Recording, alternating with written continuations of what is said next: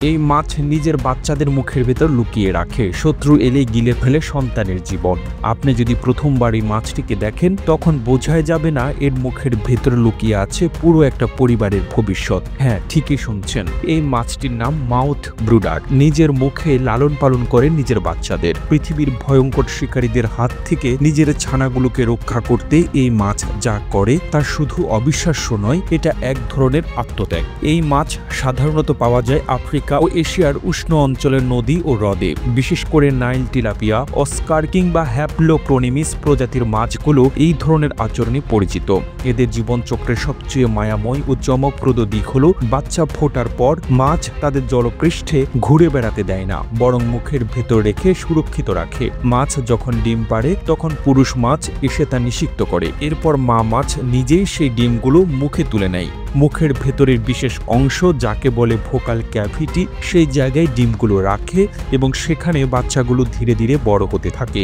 এই সময়টায় মা মাছ নিজে কিছুই খায় না, তাই শরীর দুর্বল হয়ে পড়ে, কিন্তু সে মুখ খোলে না যাতে বাচ্চাগুলো নিরাপদে থাকে। এটা এক রকমের নিঃস্বার্থ মাতৃত্ব।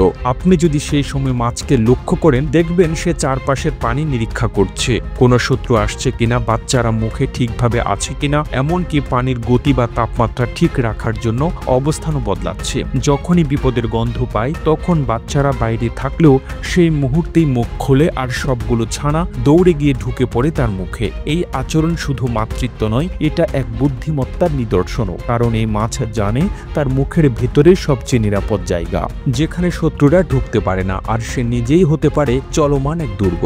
একটি মাছ তার মুখে গড়ে 20 থেকে 70টি পর্যন্ত ছানা রাখতে পারে। তারা মুখের ভেতর থেকেই নিঃশ্বাস নেয়, সঞ্চালিত পানির মধ্য থেকে অক্সিজেন গ্রহণ করে। কখনো কখনো মা মাছ তাদের মুখে 2 সপ্তাহ পর্যন্ত রাখে এবং ধীরে ধীরে তারা যখন চলাফেরা শিখে ফেলে তখন বাইরে যেতে দেয়। এই প্রক্রিয়াকে বলে ওরাল ব্রুডিং বা মুখে পালন। এটি মাছ জগতে খুব বিরল একটি আচরণ এবং বিজ্ঞানীরা মনে করেন এটি মাছদের টিকে থাকার অন্যতম কার্যকর কৌশল।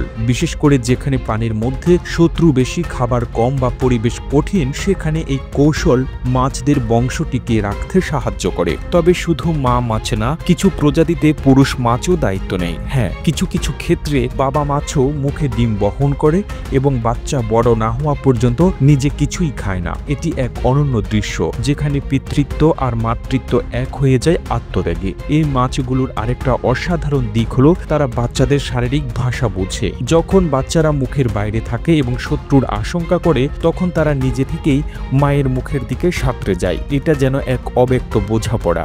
এক টুকরো স্পর্শ বা পানির কম্পনে মা বাচ্চা একে অপরের সংকেত বুঝে নেয়। এই মাছের আচরণ দেখে অনেক সময় বিজ্ঞানীরা প্রাণীদের পরিবার ব্যবস্থার দৃষ্টান্ত টানেন। তারা বলেন জীব জগতে মাতৃত্ব বা পিতৃত্ব শুধু উষ্ণ রক্ত বিশিষ্ট প্রাণীর মধ্যে সীমাবদ্ধ নয়। ঠান্ডা রক্তের এই মাছও আমাদের শেখায় কিভাবে আত্মত্যাগের মধ্য দিয়ে ভবিষ্যৎ প্রজন্মকে রক্ষা করা যায়। প্রতিবেদনটি তৈরিতে তথ্য ও উপাত্তের সাহায্য নেওয়া হয়েছে দূরবীন ডেইলি নিউজ নামক ফেসবুক পেজ থেকে। আর এতক্ষণ আপনারা সঙ্গে ছিলেন বিশ্ব বাংলার। সেই সঙ্গে আপনি বাংলাদেশের কোন জেলা থেকে এই ভিডিওটি দেখছেন আমাদের কমেন্ট করে জানান।